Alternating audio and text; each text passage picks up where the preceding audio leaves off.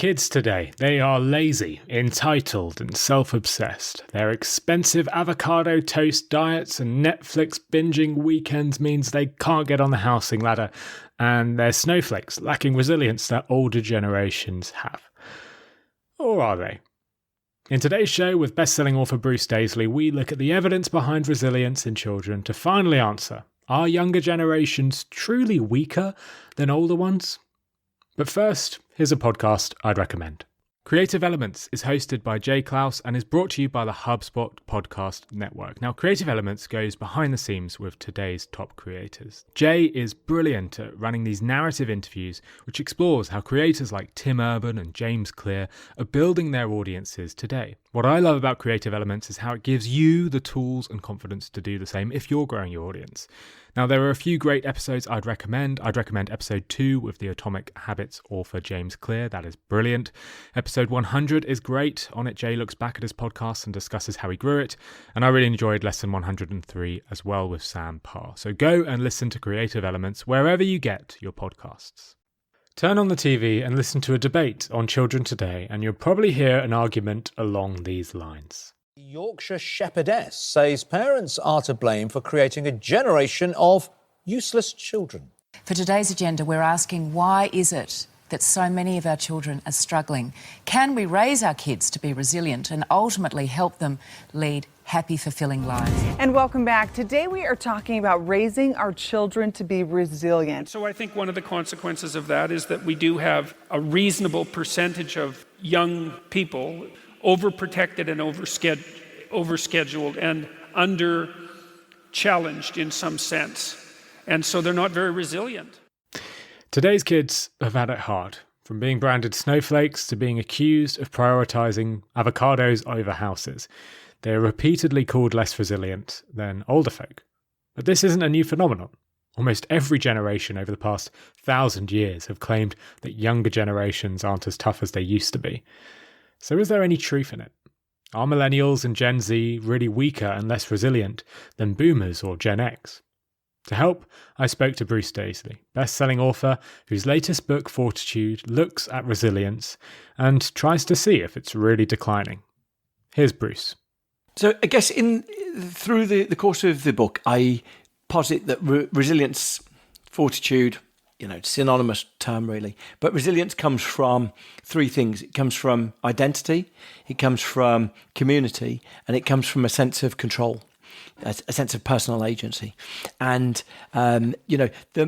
firstly, I'm a touch cautious about people who say that resilience is declining, because I think, it's dangerous. Every generation has a trend of diminishing the strength of those who came after them. And there's sort of a long line of this. So, and in fact, even if you go to social scientists and you ask them, you're familiar with the marshmallow, you're familiar with the marshmallow test, this idea that you give little kids a marshmallow now, and if they can wait 3 minutes, they get 2 marshmallows, an oft-repeated test. But if you ask social scientists, do you think over the course of time, young kids are better at this now or worse at this now? And social scientists who should know better say, oh yeah, kids today will be worse at this. In fact, kids have been getting better at this for the last 50 years. Bruce goes into more detail about this in his book. In 2019, researchers at the University of California asked 260 trained developmental psychologists how they thought young people today would fare if they undertook the challenge. 82% of the trained specialists believed that children would either be less able to resist the temptation than previous generations or would perform much the same. In fact, independent research shows that results in the marshmallow tests have been steadily improving for 50 years. The marshmallow test, the social scientists' golden standard of resilience, is getting easier for kids today. So much for all that about kids having less resilience. So it's an illustration that sometimes we're very happy to diminish the capabilities of the generation below us. But so I think there's a mild danger of that. But you might look at the lived experience of young people and say, well, are there some contributory factors that might be making them less resilient? And one of them is, young people have less control than ever before. In the US, schools start at like 7:30 in the morning quite often. And, the way you often see the lack of control manifested is in one Chinese commentator referred to this thing. I think it's called Banchu Xingaya, and it's called bedtime procrastination. And it's where, even though you're exhausted, because you've had no control during the course of the day, you've calendar has been back to back, then you've had to do emails when you've got home. When it comes to bedtime, you're just like, I'm not going to sleep now. And so it's like this nighttime sleep procrastination is where you, even though you're exhausted, you sit on your phone in bed for an hour and a half because you just want some degree of agency, some degree of control. And young people exhibit that as well. Young people, teenagers today get 8 hours less sleep than they did 15 years ago. So to break this down, young people aren't less resilient. In fact, they perform better on resilience experiments like the marshmallow test. Yet they do have less control. And this is a problem because, as we shared in the previous episode with Bruce, less control can be seriously detrimental. There are a number of studies in Bruce's book which highlight this. Dental patients who were administered puncture wounds in the hard palate at the top of their mouths took 40% longer to heal when they were given that procedure during a stressful exam season than when they did it during their carefree summer break. Cancer victims with a sense of low control have been shown to be more likely to suffer a reoccurrence of the disease or to die from it. It should come as no surprise that the freedom to control one's life is one of the 6 predictors that the World Happiness Report uses to determine the levels of happiness. That's not all. Dr. Derek Johnson and his research team recruited 100 nurses at the Scottish Teaching Hospital. They provided heart rate monitors and observed how well they bore the daily demands of their jobs. Every 90 minutes, the nurses were also prompted to say how they rated their feelings at that particular moment and about the demands that were being placed on them, their sense of control, and their feelings of tiredness. Now, as you'd expect, the nurses demonstrated increased fatigue as their shift progresses. And this increase was marginally higher for those working on night shifts than day shifts. But the vital insight that the researchers made was that their tiredness was not related to physical activity. They shared that some individuals showed increased fatigue as physical energy increases, but others did the complete opposite. Some were, sort of vigorized by a bit of physical exercise. The reason behind tiredness, the researchers suggested, is actually related to perceived control over their work and perceived reward associated with that work.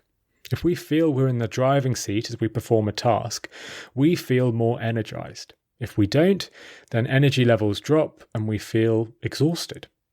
A lack of control doesn't just affect our performance and our health, it makes us tired. Perhaps more tired than physical activity. But there are solutions, things that we can do to bolster resilience rather than drain it. Here's Bruce sharing another example from a study undertook at the start of the pandemic. The other thing that gives us a pointer for it is actually the woman who's done most work on this is a psychologist called Jean Twenge, who teaches at the University of San Diego, and she's tracked this long data set, this longitudinal data set for about 50 years. The data set's been running for 50 years. She's only been doing it for 20 years. And one of the things she observed in the start of the pandemic, it gives us a real pointer for where resilience lies. So she found, and it was right in the first 2 months of the pandemic. So it's important to rewind the clock when maybe you were watching the evening news briefing every night, or there was a full shelter at home where you weren't even allowed to sit on a park bench. But you might have been having family meals in a way, or household meals, or cooking for your flatmates in a way that maybe you hadn't done in the previous years. And what she discovered is teenagers who were having an evening meal with their families, in the first couple of months of the pandemic, their resilience went up. Their levels of depression went down. Their levels of anxiety went down. So, it's very difficult for us because we might associate the pandemic with depression or with anxiety or isolation. But those first couple of months of the pandemic, where there was almost like, we found ourselves against our better judgment on WhatsApp groups with neighbours. This had almost been the defining objective of every person who lived in a big city, to never build a relationship with neighbours. And all of a sudden you're in a WhatsApp group with them. How the heck did this happen? So you've got to remember there was sort of a unique set of ingredients that first moment. But in that first moment, that sense of connectedness made the kids less depressed and more resilient. Now, there's the pointer, because resilience is a collective strength. Resilience is when we feel connected to the people around us. You know, if we're ever confronted with or confounded by the fact that people in Ukraine were working office jobs on a Friday, and then on Monday they were learning how to use a rifle and taking up arms against this invading force, and we think, I could never do that. I'm glad that never happened here. It's not because these people are fundamentally different to you or I. It's not that resilience exists as this trait that they were born with that we weren't born with. It's because resilience is a collective strength. It's the way that we're emboldened by feeling connected and in solidarity with the people around us. And it's just such an important lesson, because then anytime any of us is thinking, okay, people at work are feeling less resilient, we shouldn't be sending them on seminars where they're going to learn some coping techniques. We should be thinking, how can we make people feel more supported, more recognised, more seen, more like they've got an affinity with the people around them. Resilience is a collective strength, and I think once you notice it, you start recognising it everywhere around you. If you want to build a state of resilience, one way to do it is to gain more control. But another, perhaps more effective way, is to be part of a group. If you're facing hardship, the best thing you can do is to have a strong group of supporters around you. And as you can imagine, Bruce shares lots of evidence to back this up. Here's one bit that I found particularly eye-opening. It reveals that being in a group literally helps us heal from trauma. An aggregated meta-study covering 90,000 individuals across 268 different studies concluded that a lack of social support is twice as good a predictor of PTSD as the level of the severity of the trauma experienced. In other words, someone with a strong social group is far less likely to experience the knock-on effects from trauma. And I think we know this. Deep down, we all know that the power of groups is this evolutionary trait. Just look at how quickly we form groups, even in the most fleeting of circumstances. Whether that's a group of people waiting for a bus, complaining how late it is, or a few tables close to you at a restaurant joining in to sing happy birthday. It's not just hyperbole, there's evidence behind groups forming really out of nothing. In experiments where volunteers are initially put into groups to complete random tasks, in the following task, when the groups are completely separated, and who they only just got to know and work with for 15 minutes, they were asked to allocate some cash to other participants. And it turns out the large majority give more money to those who they had already been in groups with. We quickly form groups and we stick to these groups as well. And for good reason, because not being part of a group has some pretty bad side effects. Yeah, I really feel that we're starting to understand the impact of loneliness far more than ever before. So firstly, I want to qualify, you can be lonely and live with people, and you can be not lonely and live alone. So, it's not predetermined that people who live alone are lonelier. But people who do live alone wake more times in the night than people who share a bed with someone. And these seem to be sort of atavistic, programmed responses where just self-protecting, we stay slightly more awake through sleep as a means of self-protection, as a means of sort of trying to ensure that nothing untoward happens to us. People who live alone and sleep alone have higher blood pressure. They have higher cortisol levels. As a consequence of all of those things, they have higher blood pressure. They have the health outcomes are worse for them. So, loneliness is incredibly injurious for us.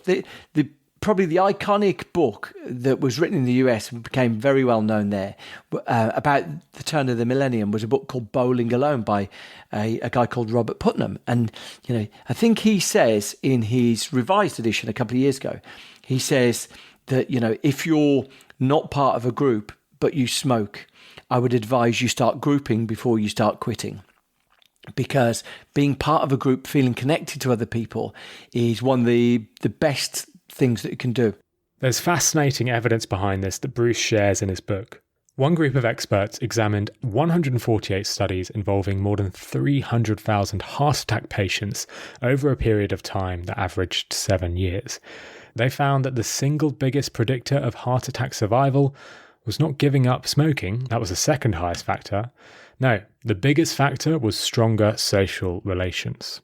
Now, it immediately begs the question two ways for me. Firstly, it made me think, what groups am I part of? And the first thing I started thinking is, wow, I need to be more intentional about sustaining my friendships and, making sure that we get together with groups that I really feel I've got like some bond with, some understanding with.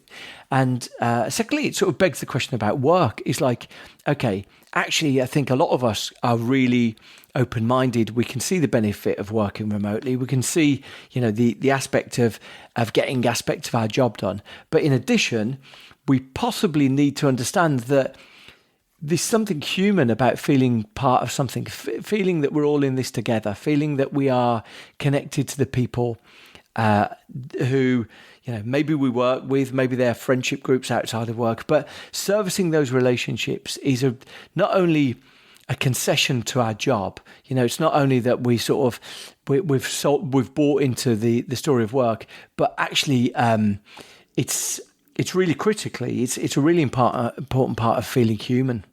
Being part of groups makes us feel human. No wonder it is so good for us. And it's not just that. Up next, Bruce shares evidence that groups make a challenging hike look easier and how groups help rugby players perform better. But first, here's a quick 60-second break.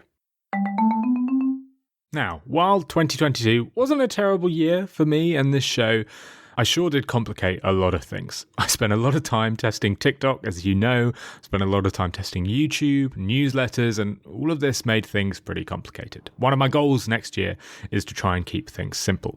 Because, whether it's for your personal well-being or your teams or your businesses, preserving your time and energy and resources has never been more important. And here is something that might help you. HubSpot is an all-in-one CRM platform that helps you and your team do the best work that they can do. That is because it's a really powerfully connected system that can save you a bunch of time when doing these operational tasks. HubSpot is easy for your entire team to use so they can spend more time providing value where it matters most. And if you're interested, you can learn how HubSpot can help your business grow better and get a special offer of 20% off on eligible plans when you go to hubspot.com/nudge. That's hubspot.com/nudge. Okay, back to the show, and here's Bruce explaining how Oxford University rowers perform better when rowing with a group compared to rowing alone. Well, that's right. Some wonderful work done by a professor, associate professor at Oxford University, where she worked with Robin Dunbar, who's like the famous 150 Friends guy. And the first experiment they did was they did this experiment with Oxford University rowers, where they went along to their training sessions 2 successive Thursdays. The first Thursday, they got these rowers on rowing machines, got them to row for 10 minutes. These rowers, they row hard for 10 minutes. The next week, they went along and they got the rowing machines and they lined them up like a boat and they said, you need to row in time with each other. And, the first component to consider is they did about the same amount of work. So it was about the same amount of calories burnt. It wasn't like, when they were doing it together, they were doing it harder. But the endorphin levels were twice as high when they did it together as when they did it alone. There is something in human programming that when we are doing something alongside someone else, or we feel like we've got someone doing it with us, it seems to be protective. Now, endorphin levels are painkillers. So, if you're rowing on a boat and you feel like you're supported around the people around you, you can row harder because you feel like we're all in this together. It's a painkiller.